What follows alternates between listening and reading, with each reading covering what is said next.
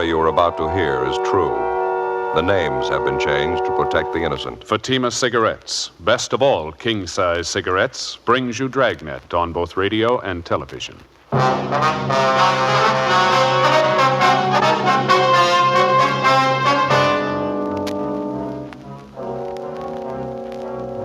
You're a detective sergeant. You're assigned to homicide detail. A woman is found dying in a vacant lot. Her identity unknown. Your job? Investigate. Compare Fatima with any other king-size cigarette. Yes, compare Fatima with any other king-size cigarette. 1.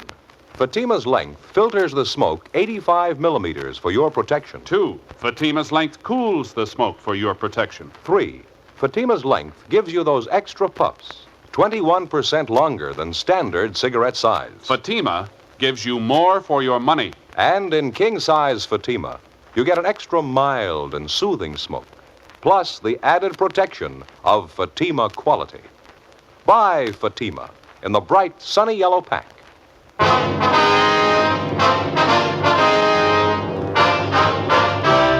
Dragnet, the documented drama of an actual crime. For the next 30 minutes, in cooperation with the Los Angeles Police Department, you will travel step by step on the side of the law through an actual case transcribed from official police files. From beginning to end, from crime to punishment, Dragnet is the story of your police force in action. It was Thursday, October 16th. It was cloudy in Los Angeles. We were working the night watch out of homicide detail. My partner's Frank Smith. The boss is Captain Lorman. My name's Friday. It was 9:48 p.m. when I got to Georgia Street Receiving Hospital, Dr. Hall's office. Joe, how are you? Hi, Doc. How about that case you got in from 7th and Union? How's she doing? She died about 5 minutes ago. Oh, fill me in. What do you got on it? You talked to the radio car officers, ones that handled the call? Frank's talking to him now out in the lobby. Thought I'd check in with you while he was handling that end. Not an awful lot to tell you, Joe. Ambulance G2 brought her in from the location. She was alive when they brought her in. Did everything I could for her. Didn't help much. Too far gone. Yeah, what's it look like? Chloroform poisoning. Pretty obvious. Probably self-administered. Looks like that anyway. She didn't last long. It's a little unusual, huh? Chloroform? Yeah. Under the circumstances, it sure is. Anything else? How do you mean? Well, any probable causes? Any marks on her? No, a little scratch on her wrist. That's about all. Where you got her now? Can we look at her? Yeah, bag number 3. Come on. All right. Ed Barrett called us, asked us for help. It's a rough night, huh? Yeah. Traffic went crazy tonight. Dozen cases in the last 2 hours. Couple of homicides, too. Busy night. You got the weekend coming up, huh? Yeah, not looking forward to it. Here we go. Over here. Yeah, chloroform sure hangs on, doesn't it? It's sure strong. Notice the burns around her mouth, the nose, discoloration. Well, who is she? Any idea? We got her down as Jane Doe. You're going to have to take it from there. I understand the radio car officers couldn't identify her. Apparently pretty well off, huh? Nice clothes. Seems to be well kept. I'd say so. Expensive jewelry there. The rings, wristwatch. A little strange for a probable suicide, isn't it? Looks like she took good care of herself. Hair all done up, fingernails. About how old, would you say? Not more than 35. Just about that. Here's the chart on her. Mm-hmm. Time arrival, 9:38 p.m. from southwest corner, 7th and Union, vacant lot. Reason for call, possible drunk woman down. Jane Doe, number 4. Mm-hmm. Female, Caucasian, approximate age 35. Weight 128 1/4. Height 5'4". Brown hair, hazel eyes.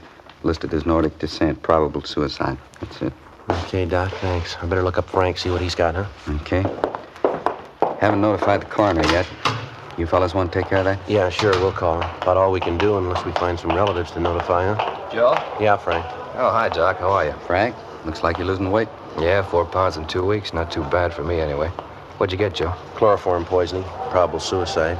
Find out who she is? I gotta get back to my office. If there's anything I can help you with, come on back. Right, Doc. Thanks very much. Okay. How about it? Any identification? No, I talked to the fellas that took the call. Unit 182 was routine call. 390W down. They couldn't find out who put the call in. Said they found her in a vacant lot lying over against the side of the building. Yeah. They said she looked like she'd been drinking. Then they got a whiff of the chloroform. And they found this empty container by her side. Here. Yeah. It ties in, They huh? were careful handling it. Anything else?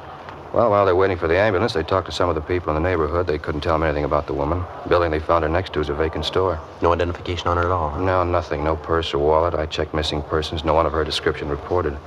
Fellows who handled the call said they went over her clothing. No marks of identification. Better notify Leighton Prince, huh? Maybe they can identify her. I already called him, Joe. Looks like probable suicide. Sure, a new twist, though. Chloroform route. It doesn't figure, does it? What do you think? I don't know. No violence committed on the body, no indication of robbery. She had a wristwatch on, rings, too. Wouldn't figure anyway. Chloroform angle. Yeah. No other physical evidence out there, huh? I mean, besides the chloroform container? Nothing else besides a handkerchief. Yeah, a plain white handkerchief, chloroform on it. They found it next to the body. It's the only thing that doesn't fit 100%. What do you mean? It's a man's handkerchief. 10:25 p.m. Frank and I took the dead woman's clothing, the handkerchief, and the almost empty container of chloroform and drove back downtown to the office. We dropped off the clothing and the handkerchief at the crime lab to be processed for possible identifying marks. The chloroform container was taken to latent fingerprints for examination. The following morning, the body of the unidentified woman was taken to the county morgue for posting. As soon as the dead woman's prints were made available to us, they were checked through our record bureau and also through the record bureau at the sheriff's office. In addition, they also made a run on her description. They were unable to identify her. We checked with the crime lab, but they couldn't help us either. A detailed examination of the dead woman's clothing failed to yield any leads as to her identity. Latent prints didn't have any better luck with the chloroform container. The only prints they found on it were those of the dead woman. Meantime, the morning papers had picked up the story and given it front-page billing. 11:16 a.m. How's that again, Doc? Uh-huh. Yeah, I see. Mm-hmm. A little unusual, wouldn't you say? Yeah. Okay, we'll pick it up after lunch. Right, goodbye. Anything? Yeah, Doc Cephalou at the morgue just finished posting the body. What'd he say? The chloroform killed her. They even found traces of it in the stomach. Huh? That's right. It's a weird one, isn't it? Doesn't leave much doubt. Suicide. No indication it was anything else, is there? I got it. Homicide, Friday talking. Yes, sir. Yeah? Mitchell? Mm-hmm. That's so. Yeah, sure, be glad to. Yeah, we'll be here. You want to give us your address? Hello? Oh, here we go. What was it, Joe? Somebody by the name of James Mitchell. He's on his way down to see us, wants to talk to us about the dead woman. Yeah? He says he killed her. 11:50 a.m. While Frank and I waited around for Mitchell to show up, we checked his name through R&I, but we were unable to find anything on him. A few minutes before 1 p.m., a short, blonde-haired man in a blue serge suit entered the squad room and asked for us. He introduced himself as James Mitchell. Frank and I took him to the interrogation room where we started to question him. He told us he was a steel worker by trade, currently unemployed. He said he was originally from Alabama, that he'd been in California for approximately 2 years. After that, he lapsed into silence. We tried to question him about the dead woman, but we made little headway. The only admission we could get from him was that he killed the woman. Outside of that, he refused to say anything. Now, how about it, Mitchell? What's the trouble? You called us, volunteered a confession. You said you killed the woman. You wanted to tell us a story. Now, why don't you answer our questions? Jim, how about it? Aren't you feeling well? Want us to call a doctor? Jim? You're not giving us much of an out, mister. You volunteered to make yourself a suspect in this thing. You say you killed the woman. Now, why don't you answer the questions? We can't keep this up forever. You ought to know that. You haven't answered a question almost an hour now. Look, if you're not going to talk, Jim, there's only one thing we can do. We're going to have to book you. Mitchell? That what you want? Go ahead and book me. I killed her. Go on, book me. Well, why can't you tell us the story? Now, you admit you killed the woman. Why won't you tell us about it? Why should I? I killed her. That's all you have to know. You said on the phone you'd tell us the whole story, didn't you? Now, what made you change your mind? You got the story. I killed her. All there is to it. You know better than that, Mitchell. You know the woman very well? No, not very well. What was her name? Mary. Mary what? Mary, that's all. I met her in a bar. I didn't know her well. I killed her. That's all you got to know. I had to. Why'd you have to, Jim? I don't have to tell you. I had a reason. Good reason. Robbery? I don't have to say. You have a fight with her? Lover's quarrel? Maybe. What's the difference? Now, this bar where you met Mary, that in downtown L.A., was it? Yeah, it's downtown. She had it coming. I'm glad I did it. Not worth much, huh? She was when I met her. Well, what happened? She go off the deep end? Guess so. What's the difference? She's dead. Well, why'd you turn yourself in, Jim? Figure you couldn't beat it? Maybe. How do you mean? I could have stayed out of your way if I wanted to. For a while, anyway. I didn't want to. Why not, Jim? Good reason. I'm glad I killed her. She had it coming. Now go ahead and do what you want. I know what the rap is. I'll pay for it. Well, if you're willing to take the rap, Jim, why not tell us the whole story, huh? You got the story. I killed her. That's all you need. Don't you want to brief us in on the details? How it happened, how it came about? Might be extenuating circumstances. You can't tell. Well, how you mean? Different things that might throw a new slant on the case. Court's not going to hand down a decision till they get the whole story. You mean about Mary? I'll never tell him about her. Lousy things she did to me. Never tell anybody about it. Must have been pretty bad, huh? I mean, the way you took it out on her. She was rotten. All the way through. I had to kill her. Well, what happened with the chloroform, Jim? Didn't it work fast enough for you? Chloroform? Yeah, huh? Didn't it react on her fast enough for you? No, it didn't. I hated her. Yeah, I guess you did. Must have had quite a scrap with her. Struggled quite a bit, didn't you? Yeah, she fought me all the way. I got her, though. I hated her. Out of my mind, I hated her so much. Well, we've been trying to figure it out, Jim. What'd you hit her with? I mean, around the head and on the neck. What'd you use? Piece of metal? Yeah, angle iron. Uh-huh. Kind of lost my head. I kept beating her. She tried to scream, but I had my hand over her mouth, and then she fell down. She didn't make a sound after that. I see. Well, how come you took her jewelry? I mean, if you just wanted to kill her, how is it you took all her valuables, too? Jim? How about it, Mitchell? Well, I don't know. Spur of the moment, I guess. I took them, but I didn't keep them. I threw them away. I don't remember where. I'm glad it's over. All right, Jim. Now, what's this all about? You didn't kill that woman. You know that as well as we do. Well, what are you talking about? Of course I killed her. She's dead, ain't she? How many times do I have to admit it? The woman had one mark on her body, Mitchell, a small scratch on the wrist. Huh? Not a single wound on the head, none on the neck either. Well, I killed her. That's all you got to know, not saying anything else. All the woman's valuables weren't taken either, Jim. She was found with a couple of rings on her hands, an expensive watch, a bracelet, too. Now, come on, Jim. What's the angle here? You can't prove I didn't do it. You can't prove that. I think we can. Now, why can't you just take my word for it? It's the queerest setup I ever saw. I'm willing to admit I killed her, and you won't believe me. What kind of cops are you, anyway? Where'd you spend last night, Jim? Where were you? I don't know. I don't remember. You remember. Now, how about it? It's the queerest setup I ever saw. Whole town. You wouldn't believe it. Yeah? Look, I come here from Alabama. I told you that. I've been here for 22 months. A long time. It's almost 2 years. Mm-hmm. Queerest town I ever saw. Thousands of people all over. Millions of them. People all around you, all over the place, everywhere you go. I didn't know any of them. Not a one. They didn't know me. 22 months. Couldn't get to know nobody. I still don't. They don't know me either. Yeah. Tried to get acquainted. Just seemed I never could. Nobody knew me. Nobody cared. They didn't even know who I was. Well, what kind of town is that? 22 months right here. They don't even know who I am. Nobody knows. Living alone, you just get sick of it. Get sick and tired of it. That's what brought all this on, huh? Well, I mean, at least they'll notice me. They'll know I'm here. I killed a woman. They'll know who I am now. You ever spent any time in a hospital, Mitchell? Institution? Now, what'd you have to ask that for? Just 'cause I want to know people, want to notice me? That doesn't make me crazy. Can't be alone all the time. You got to have somebody notice you. Were you ever in an institution, Jim? Just once, only a couple of months. It wasn't anything. Look, can't you just forget what I said? I mean, I told you I killed a woman. The papers are going to be out pretty soon, pictures and things, probably a big write-up. Yeah. Well, can't we let it go at that? I killed her. Just forget the rest? No, I'm afraid not. Why not? We'll just make out it's that way. People get to know me anyway. At least they'll know I'm around. I won't be alone. There's no use worrying, Jim. Huh? You won't be alone anymore. 1:38 p.m. We continued to question the self-accused suspect, James Mitchell, and he finally told us that he'd been confined for a period of 18 months in a state mental hospital in Alabama. That had been more than 3 years before. The questioning also left no doubt in our mind that Mitchell had nothing at all to do with the death of the unidentified woman. A sister of Mitchell's living in Alabama was contacted, and she agreed to come out west as soon as possible to look after her brother. In the meantime, he was delivered to the care of psychiatrists at the county hospital. The incident of a man confessing guilt of a crime of which he's wholly innocent certainly wasn't anything new. Like police officers all over the country, all over the world, we've come to accept it as almost a routine part of a criminal investigation. Most of the time, the would-be criminal's suffering with mental trouble. Sometimes it's a thirst for notoriety. In any event, they all have to be checked, every one of them. It means time, trouble, and money. Hours of cautious interrogation. More hours of checking stories that have basis only in the imagination of a sick mind. They slow the investigation, they waste hundreds of man-hours, but like anonymous leads or would-be witnesses, they can't be ignored. It's part of the job. Saturday, October 18th, the newspapers continued to cooperate by giving us front-page space to the story of the unidentified woman.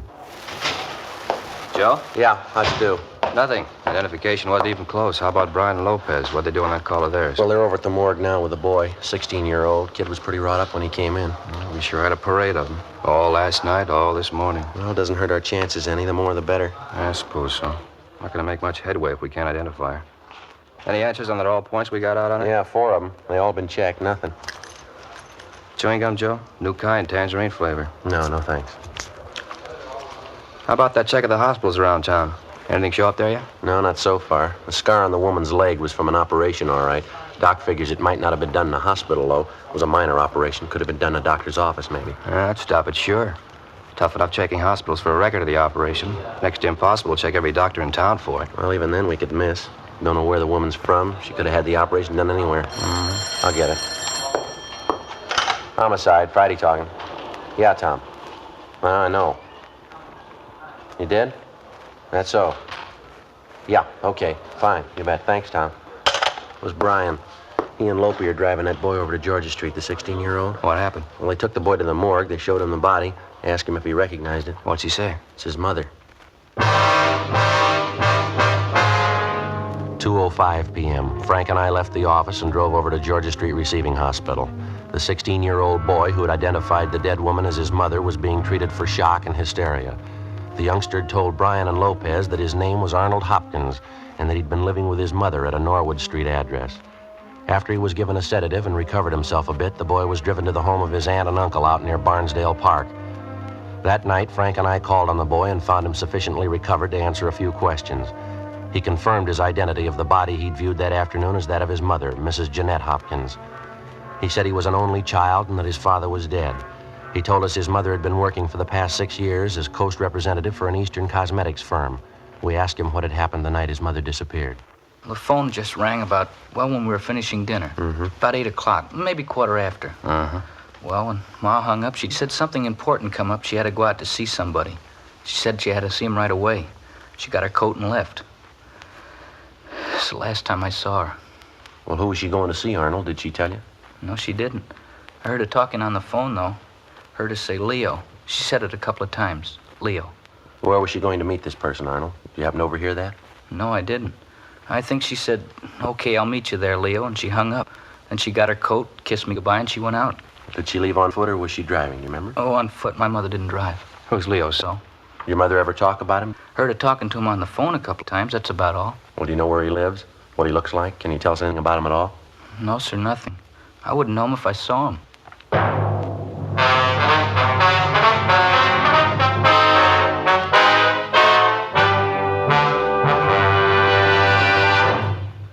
You are listening to Dragnet, authentic stories of your police force in action. The only way you can prove to yourself that Fatima is the best of all king-size cigarettes is to compare them with the brand you've been smoking. Yes, compare Fatima with any other king-size cigarette. 1.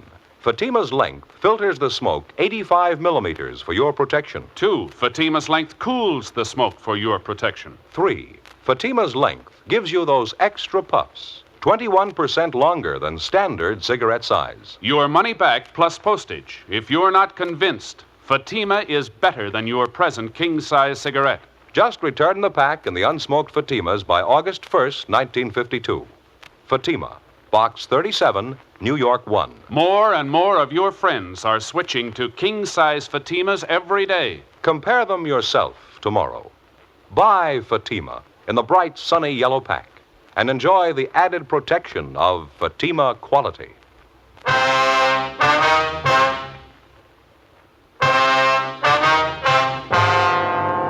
Saturday, October 18th, 8:30 p.m. Frank Smith and I continued interviewing the dead woman's son, 16-year-old Arnold Hopkins. The big lead pointed in the direction of the man known as Leo, who telephoned Mrs. Hopkins Thursday night, little more than an hour before she died, and made an appointment to meet her. It was a good lead, but it didn't go too far. All the boy could tell us was that the man's name was Leo. He'd heard his mother address a man by that name on the telephone several times, but that was the extent of it. He didn't know Leo's last name. He didn't know where he lived. He had no idea where his mother was to meet the man the night she died. We talked to the boy's aunt and uncle, the dead woman's brother and sister-in-law, but they couldn't help us either. Frank Smith and I obtained a list of all of Mrs. Hopkins' friends and business associates known to the son and the aunt and the uncle. We spent the rest of the weekend checking with them. Most of them gave us pretty much the same story. Mrs. Hopkins was well-liked and well-respected, both in her business and private life. She was devoted to her teenage son. She didn't drink, and socially her behavior was beyond question. She attended church regularly. She was active in several women's clubs engaged in social and religious work. None of the people we talked to could think of any reason that she would want to end her own life. All of them denied any knowledge of the man known as Leo. Monday afternoon, October 20th, Frank and I had another meeting with the victim's son, Arnold Hopkins. We had him check over the personal effects found on the body. Yes, sir, that's hers. The other ring, too. How about this bracelet, sir? Yes, sir. She always wore that. My dad gave it to her, I think, when he was alive, I mean. She always wore it. Now, the wristwatch, 2 rings, the bracelet, and this lapel pin here. This about it, son? Yes, sir, I guess so. You have her necklace, too. How's that? My mother's necklace. She was wearing it that night. She had it on when she left the house. Didn't you find it? What kind of necklace is it, son? What's it look like? Well, it's made like the bracelet is. That one there. See, the two of them go together. It's a set. Your mother wear expensive jewelry like that every day, did she? No, sir. She wore the bracelet quite a bit, not the necklace, though. She only wore that when she was dressed up. I thought about it yesterday. I meant to tell you about it. What's that, son? Well, right after she got the phone call that night, when she told me she had to go out. Yeah? Well, she went back and got her coat, and then she came in the living room and kissed me goodbye. She had the necklace in her hand. You sure she took it with her? Oh, yes, sir, I'm positive. After she kissed me goodbye, she went over to the mirror, and I saw her put the necklace on. She was wearing it when she left. I didn't think much about it till later on. Most of the time, she only wears it when she dresses up. She wasn't very dressed up that night. Joe? Yeah. Can you describe the necklace for us, son? Exactly what it looks like? Yes, sir, I think I can. When you saw your mother with a necklace, Arnold, did you think to ask her about it? Yeah, I did. She said she was wearing it because she wanted to look pretty. She was going to meet a good friend. Mm-hmm. And she didn't say where? No, sir. I guess she was wrong, huh? About her necklace, I mean. No, son. About her friend.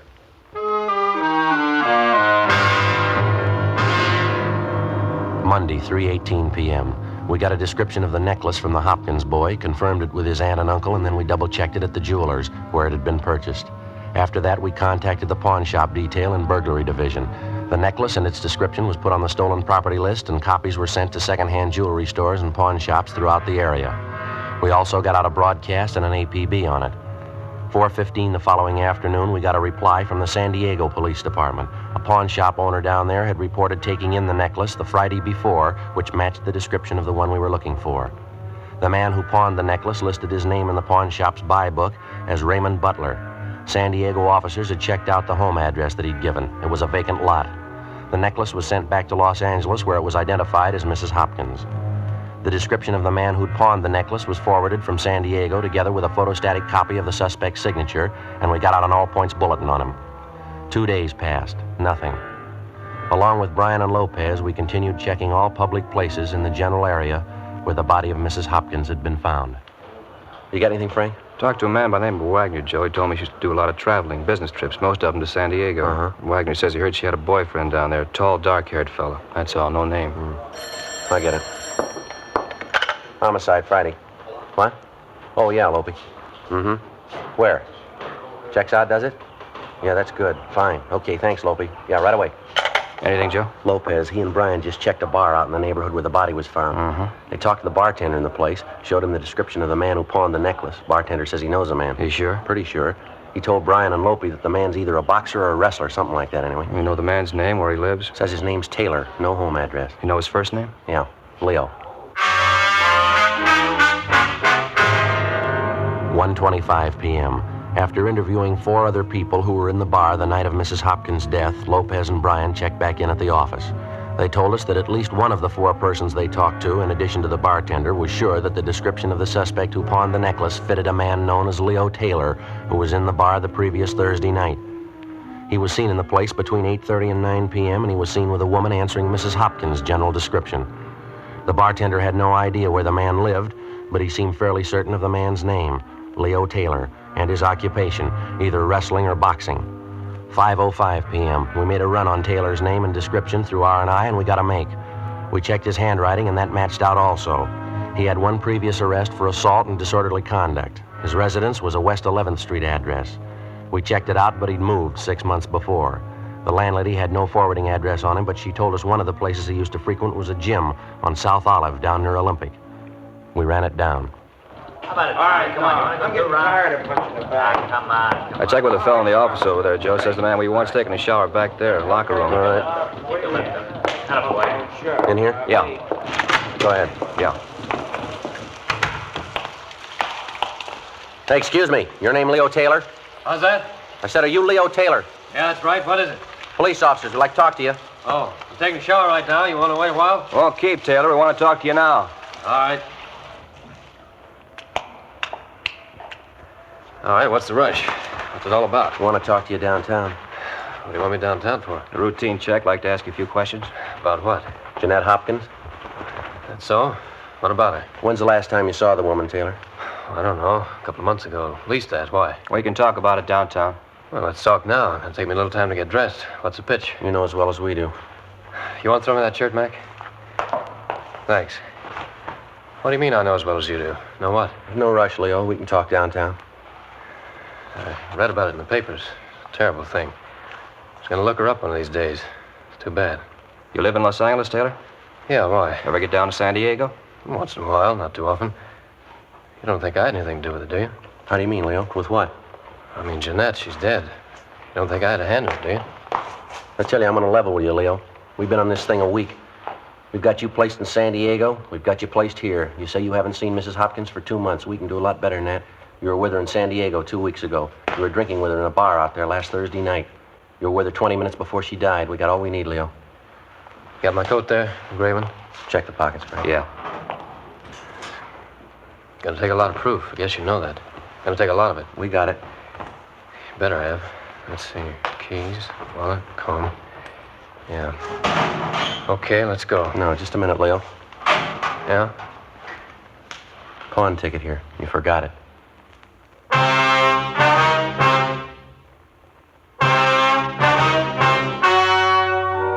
The story you have just heard was true.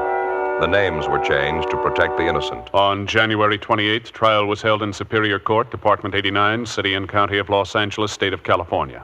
In a moment, the results of that trial. Now, here is our star, Jack Webb. Thank you, George Fenneman. Friends, there's not much I can add to what you've already heard about Fatima's. If you smoke them, I know you'll agree with me that no other king-size cigarette can match Fatima quality. Now, if you haven't tried them yet, prove it to yourself. Buy a pack and give them a try. I wish you would kind of check up on what we've been telling you. Compare Fatima's with any other king-size cigarette. You'll like Fatima's better flavor and aroma. It's extra mild and soothing smoke. And you'll find Fatima gives you more for your money. Yes, sir. In Fatima, the difference is quality. Buy a pack tomorrow. Fatima.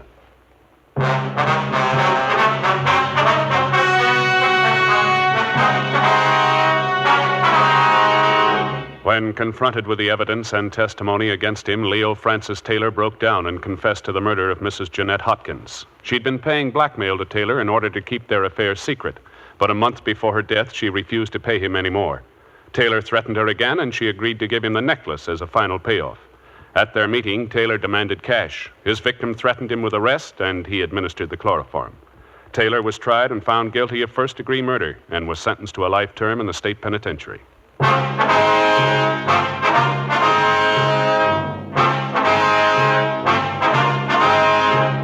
You have just heard Dragnet, a series of authentic cases from official files. Technical advice comes from the Office of Chief of Police W.H. Parker, Los Angeles Police Department. Technical advisors Captain Jack Donahoe, Sergeant Marty Wynn, Sergeant Vance Brasher. Heard tonight were Herb Ellis, Vic Perrin, Gil Stratton, Jack Crucian. Script by Jim Mosey. Music by Walter Schumann. Hal Gibney speaking. King-size Fatima, made by the same people who make popular Chesterfield cigarettes, has brought you Dragnet, transcribed from Los Angeles.